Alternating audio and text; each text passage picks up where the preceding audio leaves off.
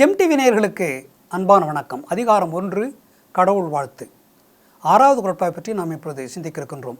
பொறிவாயில் இளைந்தவித்தான் பொய்தீர் ஒழுக்க நெறி நின்றார் நீடு வாழ்வார். பொறிவாயில் இளைந்தவித்தான் பொய்தீர் ஒழுக்க நெறி நின்றார் நீடு வாழ்வார். ஐம்பொறிகள் இருக்கின்றன. மெய்வாய், கண், மூக்கு, செவி. ஒவ்வொன்றும் நமக்கு நன்மை தருவனவாக அமைய வேண்டும். நல்லவற்றை பார்த்தால் கண்ணுக்கு நல்லது, நம்முடைய உடம்புக்கு நல்லது, கண்ணுக்கும் நல்லது, கருத்துக்கும் நல்லது, வாழ்வுக்கும் நல்லது. அந்த கண் தீயவற்றை பார்த்தால் கண்ணுக்கும் கெடுதல், கண்ணை பெற்றவனுக்கும் கெடுதல், மற்றவர்களுக்கும் கெடுதல் ஏற்படும். ஐம்புலன்களை அடக்கி ஆள வேண்டும். ஐம்புலன்களை அது விட்ட வழிக்கு போகக்கூடாது. 5 குரங்குகள்.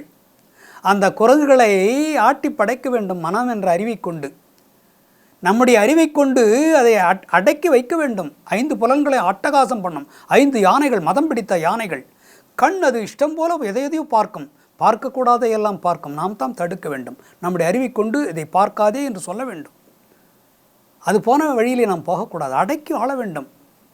5 அவித்தான பதப்படுத்த வேண்டும், பக்குவப்படுத்த வேண்டும். எப்படிப்பட்ட மோசமான குதிரையை கூட அழகாக பயிற்சி கொடுத்து அதை பயனுடையதாக மாற்றுகிறான். மிக மோசமான மதம் பிடித்த யானையை கூட ஒருவன் அந்த யானையை அதனுடைய மதத்தை அடக்கி நல்ல வழிப்படுத்தி நல்ல செயல்களை செய்வதற்கு அதை ஆற்றுப்படுத்துகிறான், பக்குவப்படுத்துகிறான் அந்த மதம் பிடித்த யானை. நம்முடைய ஒவ்வொரு உறுப்பையும் நாம் பதப்படுத்த வேண்டும், பயிற்சி கொடுக்க வேண்டும். நல்லது செய்வதற்கு அதற்கு பயிற்சி அளிக்க வேண்டும். அதன்படி விட்டுவிட்டால், அதன் போக்கிலை விட்டுவிட்டால் நமக்கு பேரழிவு உண்டு.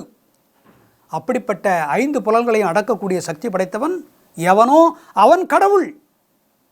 கடவுள் நிலைக்கு போய்விடுவான். அவனை எல்லோரும் கோயில் கட்டி வணங்குவார்கள். 5 புலன்களை அடக்கி ஆளுகின்ற ஒரு வல்லமை பெற்றவனுக்கு அறிவு ஆற்றல் மிகுதியாக போய்விடும். மக்களிடத்தில் மிக செல்வாக்கு, பேரும் புகழும் ஏற்பட்டு அவனையே தெய்வமாக வணங்குகின்ற அளவுக்கு போய்விடுவான். உயர்ந்த நிலைக்கு போய்விடுவான். பொறிவாய் இளைந்தவித்தான் பொய்தீர் ஒழுக்கம் பொய்தீர் ஒழுக்க நெறி நின்றார் நீடு வாழ்வார். இப்படிப்பட்ட 5 பொறிகளையும் அடக்கி ஆளக்கூடிய தன்மை உடையவன் கடவுள்.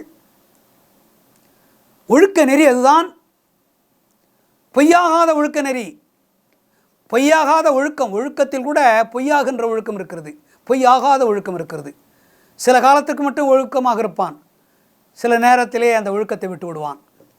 கல்யாணம் ஆகிற வரைக்கும் நல்லா ஒழுக்கமாக இருப்பான், கல்யாணம் ஆன பிறகு மாறிடுவான், ஒழுக்கம் கெட்டுடும்.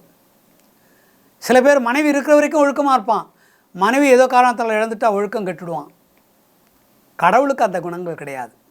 எப்பொழுதும் ஒரே மாதிரியான ஒழுக்கம், மாறாத ஒழுக்கம், பொய்தீர் ஒழுக்கம், பொய்யாகாத ஒழுக்கம் கடவுளுக்கு.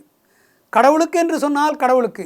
சில பேர் அரசனுக்கு என்று சொல்லுகிறார்கள், சில பேர் பேரறிவாளனுக்கு என்று சொல்லுகிறார்கள், சில பேர் ஆசானுக்கு என்று சொல்லுகிறார்கள், குரு ஆசிரியருக்கு என்று சொல்லுகிறார்கள். அவரை கடவுளாக ஏற்றுக்கொண்டு வணங்குகிறார்கள். அவரவர்கள் இஷ்டத்துக்கு சொல்லுகிறார்கள். எங்கள் கடவுள் என்று வேறு யாரையும் சொல்லுகிறார்கள். அவரவர்களுக்கு விருப்பப்பட்ட கடவுளை சொல்லிக் கொள்கிறார்கள். சொல்லட்டும், அதனால் ஒன்றும் தவறில்லை. அவரவர்கள் விரும்பிய கடவுள் என்று யாரை ஏற்றுக்கொண்டு இருக்கிறார்களோ அவர்கள் உண்மையிலே 5 புலன்களை அடைக்கவளாக இருந்தால் அவர்கள் பேச்சை கேட்டு நாம் வாழ்க்கையை அமைத்துக் கொள்ளலாம். பொய்யாகாத ஒழுக்க நெறியிலே நின்றால் கடவுள் பொய்யாகாத ஒழுக்கத்தை உடையவர். பொய்த்து போகாத ஒழுக்கம் அவருடைய ஒழுக்கம். என்றைக்குமே பொய்த்து போகாத ஒழுக்கத்தை உடையவர் தான் கடவுள். பேரறிவாளன். நீ தலைவன் என்று சொல், அரசன் என்று சொல், எப்படியாவது சொல், குரு என்று சொல், எப்படியாவது சொல், கடவுள் என்று சொல், எப்படி சொன்னாலும் சரி, இறைவன் என்று சொல், எப்படி சொன்னாலும் பரவாயில்லை. பொய்யாகாத ஒழுக்கம் உடையவனாக இருக்க வேண்டும். அந்த ஒழுக்கத்தை நீ பின்பற்ற வேண்டும். அப்படி பின்பற்றினால் நீடு வாழலாம், நீண்ட நாளைக்கு வாழலாம் என்று இந்த குறட்பா உணர்த்துகின்றது. மீண்டும் நாளை சந்திப்போம்.